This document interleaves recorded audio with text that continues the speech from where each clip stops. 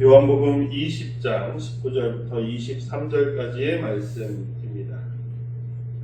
제가 읽어드리겠습니다. 이날 곧 안식 후 첫날 저녁 때에 제자들이 유대인들이 두려워하여 모인 곳의 문들을 닫았더니 예수께서 오사 가운데 서서 이르시되 너희에게 평강이 있을지어다. 이 말씀을 하시고 손과 옆구리를 보이시니 제자들이 보고 기뻐하더라. 예수께서 또 이르시되 너희에게 평강이 있을지어다. 아버지께서 나를 보내신 것 같이 나도 너희를 보내노라. 이 말씀을 하시고 그들을 향하사 숨을 내쉬며 이르시되 성령을 받으라.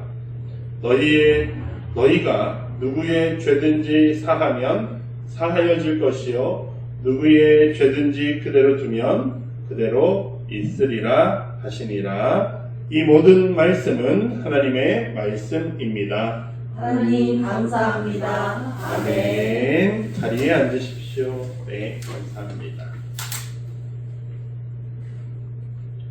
네, 아멘. 할렐루야. 아멘. 아멘. 감사합니다.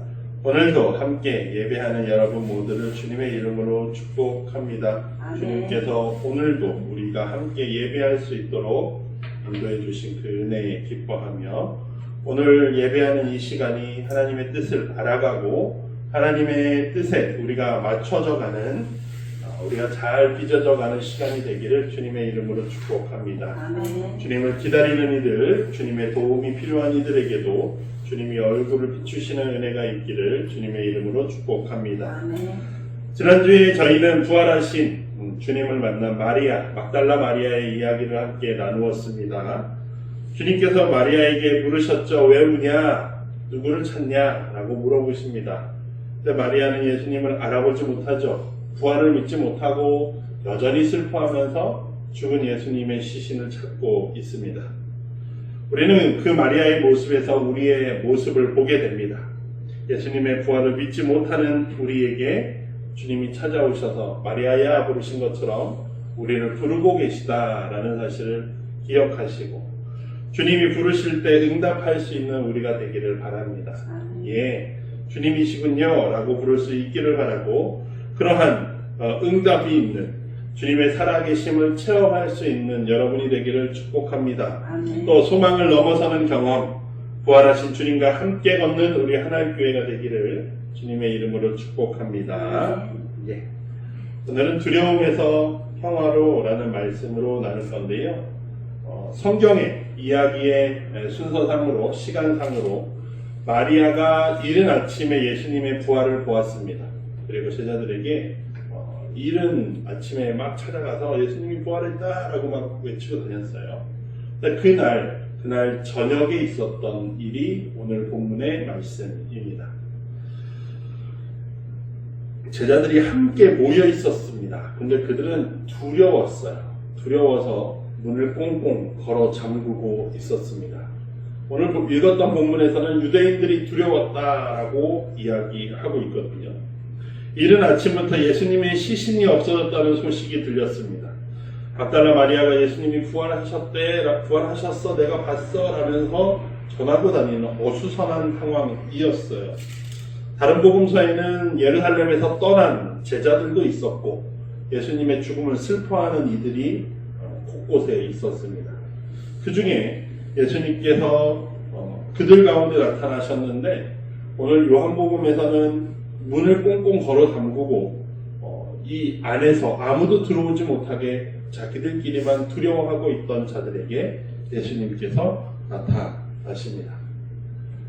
예수님이 부활하셨다라는 소식을 들었을 때 그들은 확신하지 못했습니다. 그분이 어떻게 살아나셨지? 또 제자들의 머릿속에는 온갖 의문이 생겼을 거예요. 저거는 사실 진짜가 아니고 유대인들이 예수님의 시신을 훔쳐간 게 아닐까라는 두려움. 그것이 두려운 이유는 예수님의 시신을 훔쳐가고 다음 순서가 우리의 순서가 될지도 몰라라는 두려움이겠죠.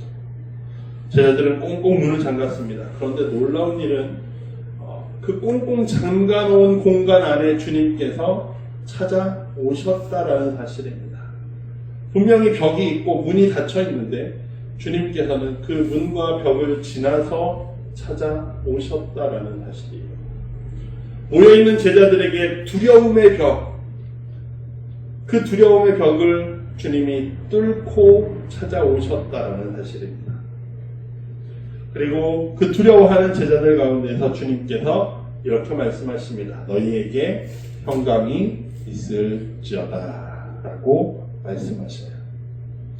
예수님께서 제자들에게 하신 이 첫 마디는 히브리어로 바꾸면 샬롬이라는 말과 동일합니다. 네. 별로 다르지 않은, 특별하지 않은 인사 같습니다. 안녕, 하나님의 평화가 당신에게, 이렇게 평소에 만나면서 인사하던 것처럼 예수님은 일상의 일처럼 그들에게 인사하십니다. 그들에게 인사할 때 보통의 인사말이지만 그들의 처한 상황에 그들에게 다가오는, 제자들에게 다가오는 그 인사는 그들의 두려움을 날려버리는, 그들의 두려움을 해소시키는 주님의 인사입니다. 이것은 하나의 선포입니다. 평화의 선포 말이죠. 예수님께서는 제자들에게 두려움을 없애시고 또 그들에게 내가 유령이 아니고 귀신이 아니고 진짜임을 보여주시기 위해서 자신의 몸을 보여주시고 자신의 상처를 보여주십니다. 제자들은 예수님의 몸을 보게 되고 정말로 주님이구나 라는 사실, 우리가 죽기 전에 만났던 그 주님이구나 라는 그 사실, 그 우리를 가르치셨던, 우리와 함께 하셨던 그분이구나 하는 사실을 확신하게 됩니다. 그리고 기뻐하게 돼요. 이 기쁨의 순간은 아주 중요한 그들의 부활의 경험입니다. 부활하신 주님을 만나 기쁨을 경험했습니다. 우리들도 이러한 기쁨을 갈망합니다. 주님이 오셔서 우리에게 평화로울지어다 라고 말씀하시기를 우리도 구합니다. 제자들이 경험한 이 평강을 우리도 원하고 있는데 우리는 어떻게 평화를 구하고 있는가라고 고민해 볼 필요가 있습니다. 모든 인간들은 항상 평화를 찾아왔습니다.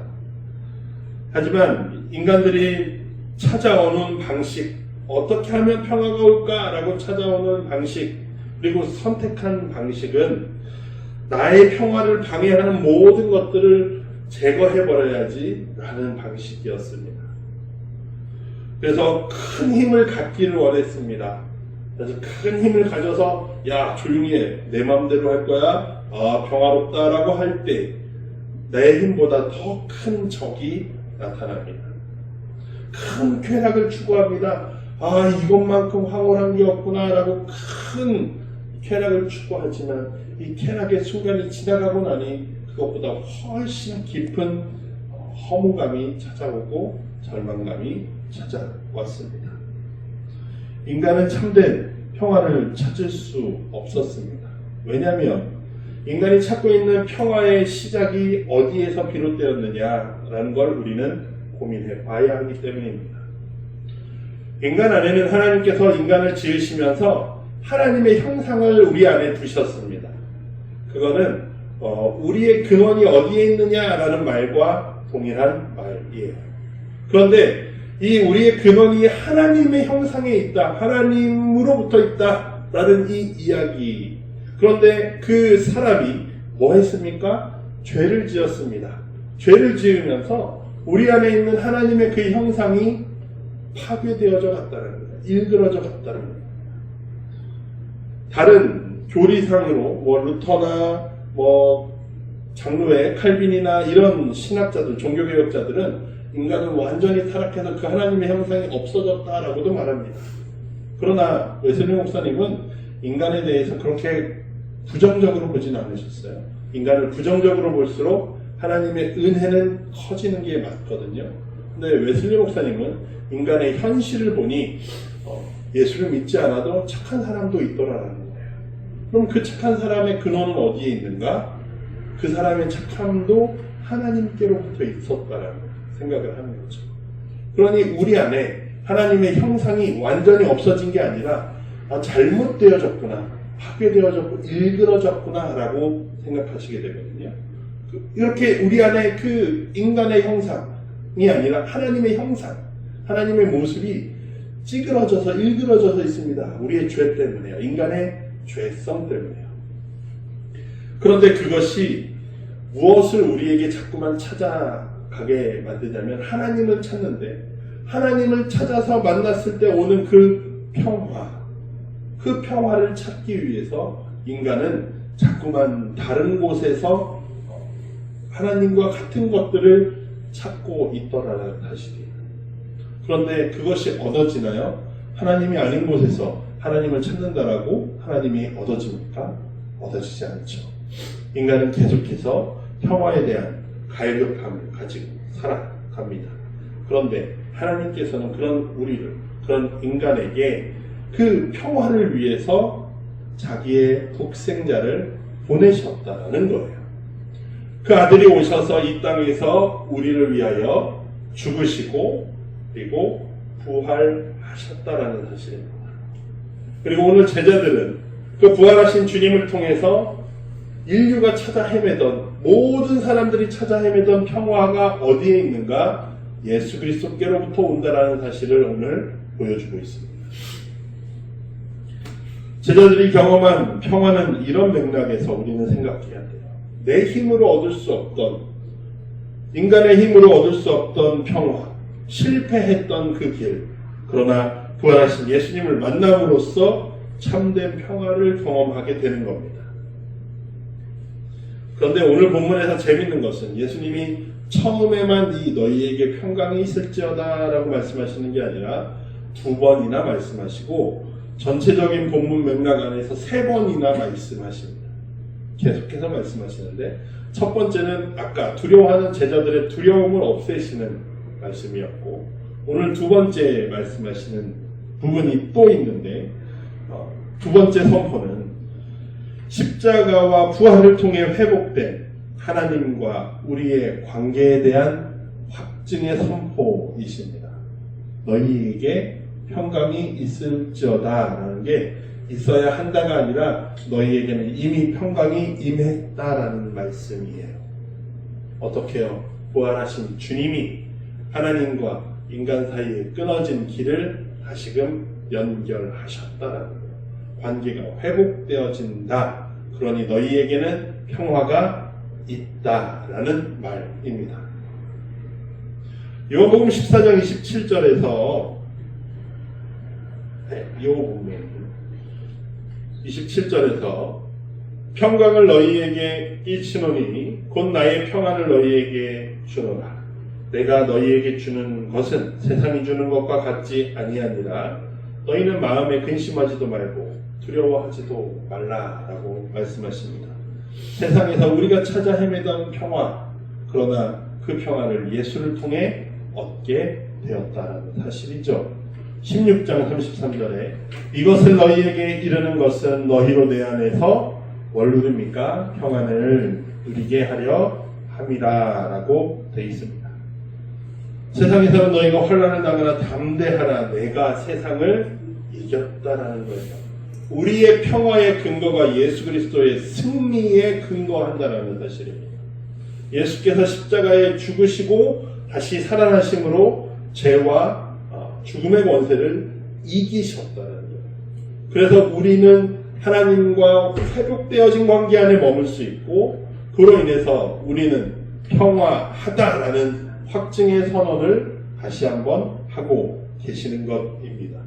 예수님이 승리하셨습니다. 우리에게 전해진 평화는 소망이 아니라 승리에 기초한, 예수 그리스도의 승리에 기초한 확정의 선포입니다.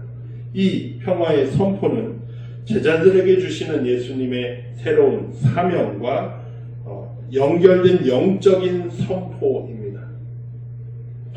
제자들은 이제 예수 그리스도께서 말씀하신 이 평화를 가지고 살아가야 한다라는 사실이에요. 그래서 예수님께서 22절에 이렇게 말씀하시고 그들을 향해서 숨을 내쉬며 이르시되 뭐 하라고요? 성령을 받으라 라고 예수님이 말씀하시고 계셔. 이 장면은 아주 의미심장한 장면입니다. 이러한 장면을 어디서 본 적이 있으실 거예요. 하나님께서 태초에 사람을 만드시고 그 그 코에 숨을 불어넣으셨다라고 성경에서 말하고 있습니다. 그런데 예수님께서 이 제자들에게 숨을 불어넣으시면서 성령을 받으라라고 말씀하시더라고요. 이 모습은 그래서 하나님께서 최초의 인간을 만드시는 것처럼 예수 그리스도께서 제자들을 보내시는 것은 새로운 창조의 모습이다. 새로운 창조예요. 이전의 존재가 아니라 예수 그리스도를 믿고 그분의 보내심을 받은 우리는 새롭게 창조되었다라는 것이죠. 이것은 또 요한복음만의 어떤 독특한 성령의 수여이기도 합니다. 우리가 사도행전에서는 오순절날 성령이 임재했다라고 생각하잖아요. 근데 요한복음의 특수한 부분은 예수 그리스도께서 우리에게 성령을 직접 주셨다라는 이런 표현들이 있는 거죠. 이러한 모습들을 통해서 강조하고자 하는 것은 성령을 통해 새롭게 피조된 우리라는 거예요. 새로운 피조물. 또 성령을 통해서 하나님의 일을 위해 부르심을 받는 이 장면은 예수님이 성령을 받으셨던 장면과도 유사한 거죠. 예수님께서 언제 성령을 받으셨습니까? 세례 받으실 때 성령을 받으셨다. 세례 받으실 때 하늘이 열리고 비둘기 같은 성령이 내려오셔서 이는 내 사랑하는 이요 사랑하는 아들이다. 내 아들이다. 기뻐하는 자다라고 말씀하시거든요. 그 모습을 통해서 성부가 성령을 보내서 성자가 세례를 받고 하나님의 뜻을 감당하셨습니다. 그 일이 하늘에는 영광이고 땅에는 평화예요. 제자들도 예수 그리스도를 통해 성령을 입고 보내심을 받아 이제 무엇을 전해요? 평화를 전해야 될 때라는 것이죠.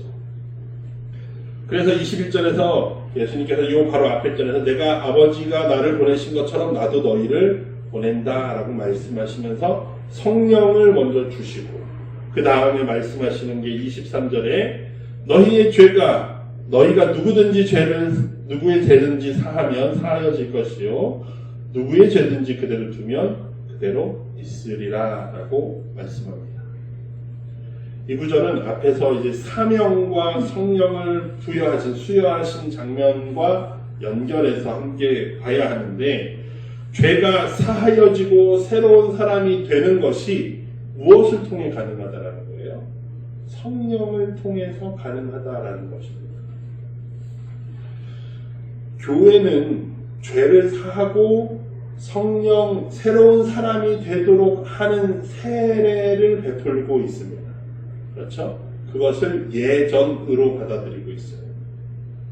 그리스도께서 세례를 받으시면서 성령이 임하시고 그 성령의 세례를 통해서 예수 그리스도께서 하나님의 뜻대로 온전히 살아가셨던 것처럼 예수님께서 너희가 성령을 받아라 라고 하는 성령의 세례를 통해서 너희는 이제 평화를 나누는 전하는 평강이 있을지어다 라고 말하는 자들이 되어서 이 땅에 가는데 이 땅에 가서 무엇 한다라는 거예요? 죄를 사든가 아니면 그대로 두던가 라고 되어 있는데 이것이 세례를 베풀라라는 말과 동일한 말이라는 사실입니다. 왜냐하면 마태복음 맨 마지막에도 예수님께서 제자들에게 대위임의 명령이라고 말하는데 흔히 너희는 가서 모든 사람들로 제자를 삼아 가르쳐 지키고 세례를 베풀어 그들이 이제 가르쳐 지키게 하라 이렇게 말씀하시잖아요. 그 모든 그 명령이 지금 마태복음에서는 23절의 내용과 동일한 내용. 그들에게 세례를 통해서 그들의 죄가 사하여지고 새로운 존재가 되게끔 새로운 평화를 누리게끔 하는 것. 그러한 권세가 누구에게 주어졌다고요? 예수를 믿는 자들에게, 예수 그리스도를 통하여 평화를 누리는 자들에게 주어졌다는 사실입니다. 그래서 주님께서는 제자들을 세상으로 보내고 계시는 장면이 오늘 본문입니다. 주님이 보내시는 제자들이 해야 할 일은 너희에게 평강이 있을지어다 라고 말씀하신 그 말씀의 의미가 우리를 통해서 이 땅에서 살아나는 것입니다. 그 말씀이 우리 안에서만 머물러서 화석과 같이 그냥 하나의 액자에 담긴 그림과 같이 걸려만 있다라면 그것은 의미가 없는 말씀입니다. 우리를 통해서 이 땅이 평화가 이루어지는 것입니다. 우리의 일은 평화를 이 땅에서 일구고 이 땅에서 참된 평화를 평화롭지 못한 세상에서 말하는 것입니다. 우리는 어떻게 평화를 이룹니까? 우리의 힘으로 하는 것이 아니라 오늘 본문을 통해서 말씀하시듯이 성령께서 그들 가운데 임하셔서 그 일들을 이루신다라는 거예요. 성령이 하시는 일은 무엇입니까? 예수 그리스도를 증언하시는 일을 하십니다. 보혜사 성령께서 오셔서 너희에게 내가 가르치지 못한 것들을 알게 하고 생각나게 하겠다라고 요한복음 앞에서 예수님이 말씀하십니다. 그 모든 것은 그래서 성령이 하시는 가장 중요한 일은 예수가 어떤 분이신가를 우리에게 생각나게 하시고 기억나게 하시고 깨닫게 하신다. 즉 다르게 표현하면 우리가 우리의 삶을 통해서 우리의 몸을 통해서 예수 그리스도가 누구인가를 드러내는 것이 이 땅의 평화를 이루어가는 일이라는 사실입니다. 오늘날 우리 사회는 여전히 평화를 찾아 헤매고 있습니다. 이 땅이 평화롭지 못한 것은, 더 평화로워지지 못하는 것은 나쁜 사람들 때문이 아니라 평화를 이루어야 하는 사람들이 평화를 이루지 못하고 있기 때문입니다. 소돔성이 망한 것은 물론 죄를 지은 이들의 죄 때문에 하나님이 심판하신 것이긴 하지만 의인 5이었기 때문이었습니다.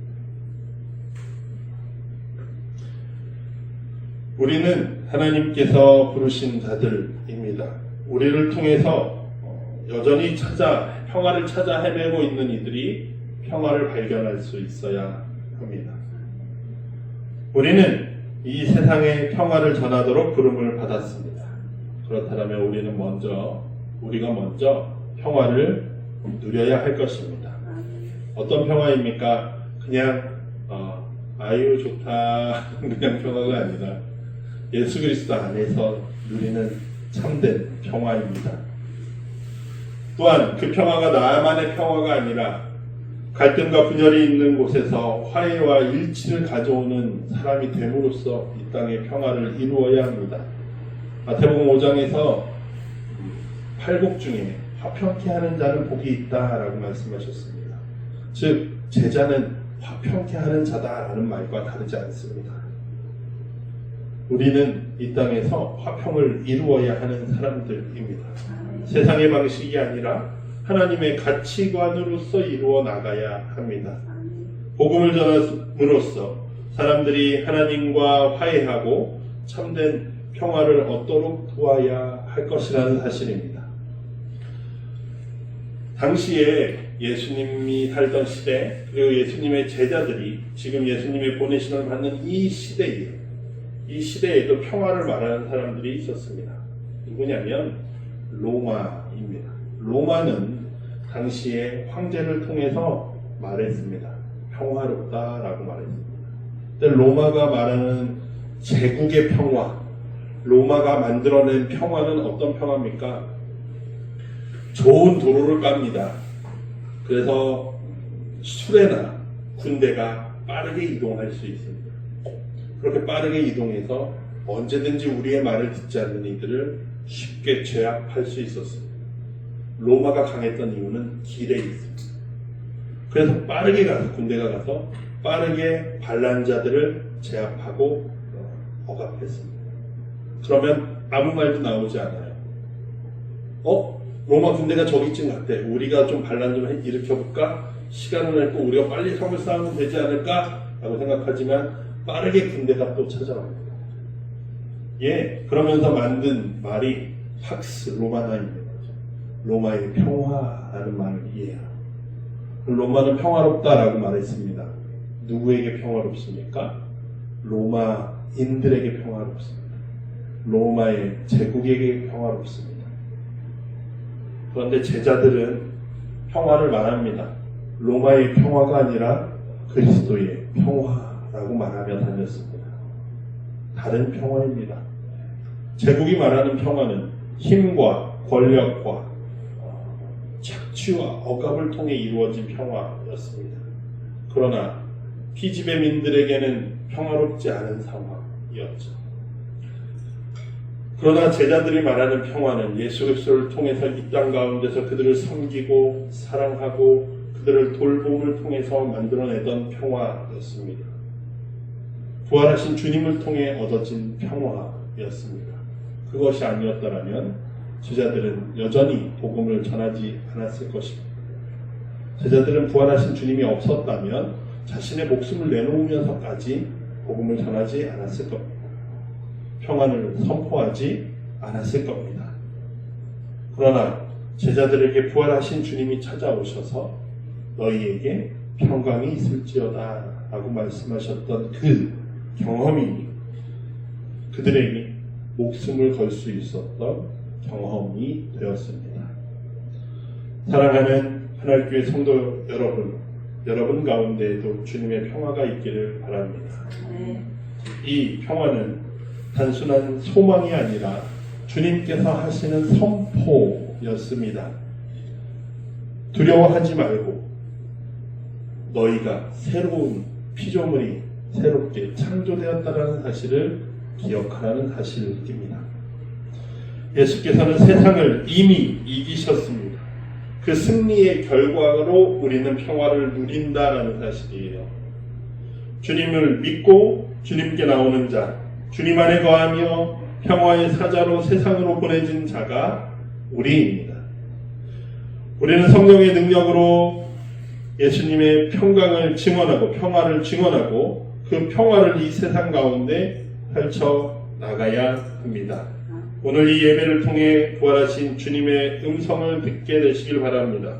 너희에게 평화가 평강이 있을지어다 라고 이것이 단순한 성경의 구절이 아니라 우리의 귀에 울리는 우리의 마음에 말씀하시는 주님의 음성이기를 축복합니다. 우리의 각자의 삶 속에서 실제로 이 말씀이 역사하기를 바랍니다. 여러분들이 가시는 곳마다 그곳에 평화가 있기를 바랍니다. 다툼과 분열이 아니라 싸움과 분쟁이 아니라 섬길 수 있고 사랑할 수 있고 서로를 주님 앞에 선 것처럼 사랑할 수 서로 하나 될 수 있는 여러분 되기를 주님의 이름으로 간절히 축복합니다. 그 무엇도 우리를 사랑해서 끊을 수 없으니 한 주간도 오늘 주님께서 하신 말씀을 기억하시며 살아갈 수 있기를 바랍니다. 오늘 말씀을 기억하시면서 나에게 주신 말씀을 붙잡고 우리 다짐의 기도 우리 함께 하겠습니다. 하나님 감사합니다. 오늘도 우리에게 말씀하시니 감사합니다. 우리는 평화롭고 싶어서 자꾸만 다른 길로 세상의 길로 달려갔지만 그곳에서 평화를 얻을 수 없었음을 고백합니다. 그런 불쌍한 우리를 위하여 주님께서 그리스도를 보내셔서 죽으시고 부활하셔서 우리의 참된 평화가 되셨음을 고백합니다. 그 부활의 주님이 우리를 찾아오셔서 너희에게 평강이 있을지어다 말씀하시니 우리가 기뻐하며 주님의 평화를 누리게 하여 주시옵소서. 우리가 주님의 뜻을 품고 이 땅에 그 평화를 선포하는 자들 되게 하소서. 주님께서 우리를 보내시니 우리가 부르심에 보내심에 합당하게 살아가는 우리 되게 하여 주시옵소서. 주님, 이 땅에 분열되고 상처 입고 다투고 서로 죽이고 미워하는 세상 가운데에 주님의 사랑을 들고 나아가는 섬길 줄 아는 우리 하나의 교회 되게 날마다 붙들어 주시옵소서.